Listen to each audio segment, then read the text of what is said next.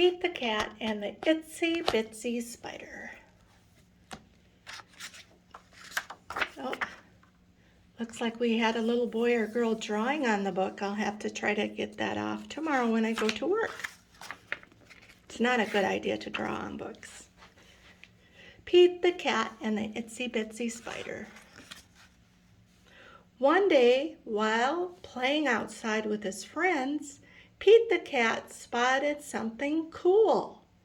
"Look!" shouted Pete. "Wow, it's so small," said Gus. "It's an itsy bitsy spider," said Callie. The itsy bitsy spider climbed up the water spout. And that's a water spout. He climbed up it. Down came the rain and washed the spider out.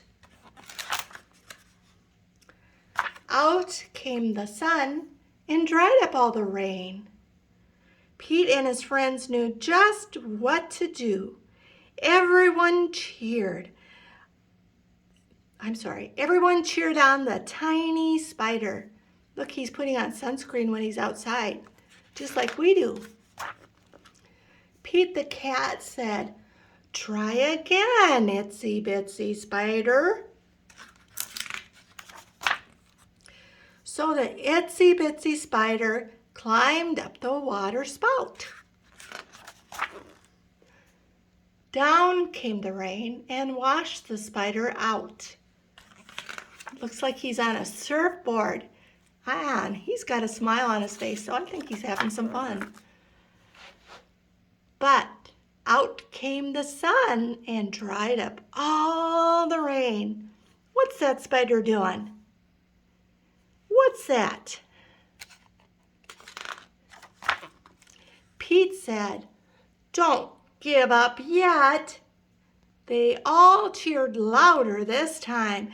"Yeah, go for it, itsy bitsy spider."